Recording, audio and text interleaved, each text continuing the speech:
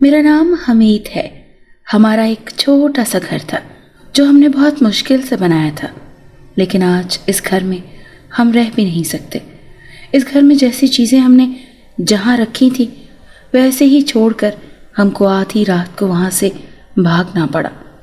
مجھے یقین ہے کہ ابھی بھی برتن سنک میں پڑے ہوں گے جو میری بیوی نے دھوئے نہیں تھے، اور ساتھ میں صابن بھی رکھا ہوگا۔ اس طرح سے ہم اس گھر کو چھوڑ کر بھاگ گئے تھے۔ اپنی بیوی کو لے کر جب میں اس گھر میں آیا تھا تو وہ اس گھر سے خوش نہیں تھی۔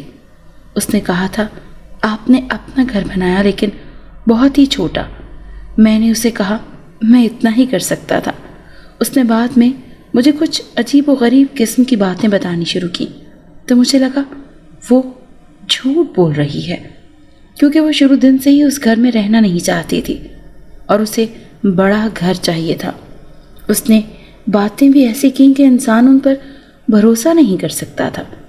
اس نے کہا اس گھر میں چیزیں اپنے آپ غائب ہو جاتی ہیں، میری آنکھوں کے سامنے سے غائب ہو جاتی ہیں اور پھر اچانک سے واپس آ جاتی ہیں۔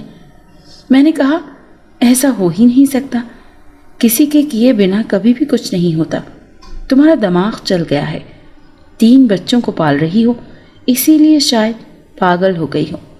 میرے 3 بچے تھے، 2 بیٹے اور 1 بیٹی۔ ایک دن گھر آیا تو بیوی بہت زیادہ چیخ چلا رہی تھی، ڈری ہوئی تھی۔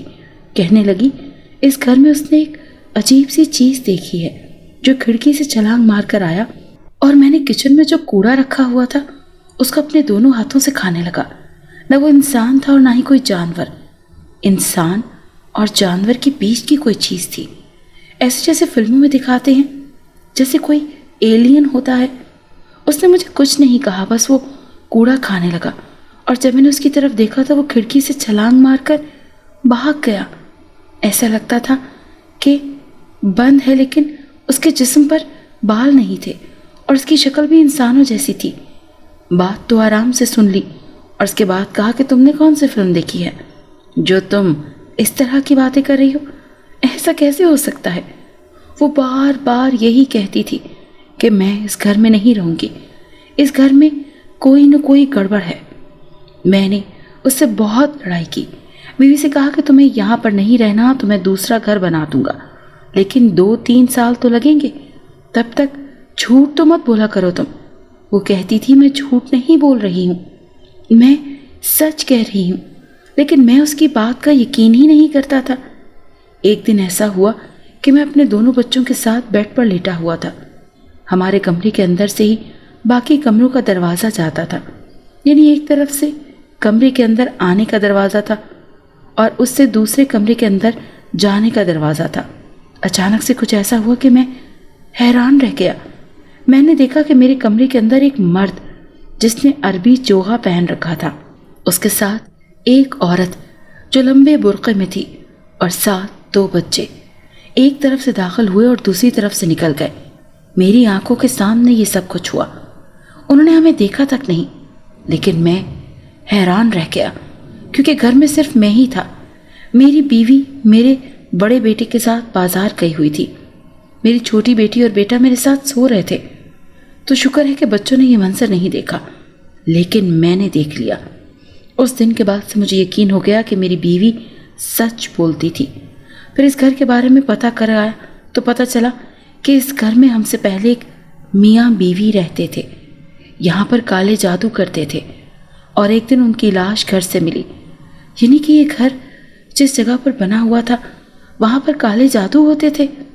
پھر بھی وہاں سے جانے کے بارے میں نہیں سوچا، بیوی کو یہ سب کچھ نہیں بتایا کہ مزید نہ ڈر جائے، لیکن ایک رات کچھ ایسا ہوا کہ پھر وہاں سے نکلنا ہماری مجبوری بن گئی۔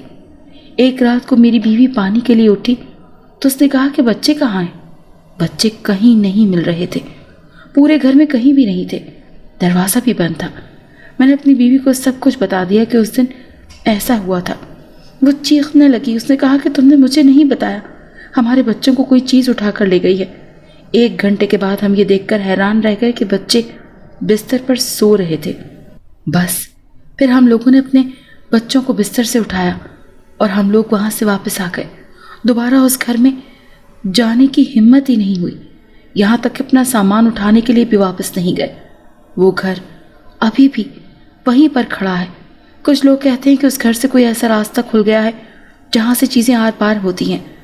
پتہ نہیں کیا ہے، لیکن یعنی کہ ہوائی چیزیں۔ لیکن ہمیں تو اپنے بچوں کی جان پیاری تھی، اسی لیے ہم لوگ وہاں سے ہمیشہ کے لیے واپس آ گئے، اور اللہ نے کرم کیا اور ہم نے پھر سے اپنی زندگی کو بہتر بنا لیا۔ میں تو اس گھر کے پاس سے گزرتا بھی نہیں ہوں، اس گھر کو بیچ بھی نہیں سکتا، کیونکہ سب کو اس گھر کے بارے میں پتہ ہے۔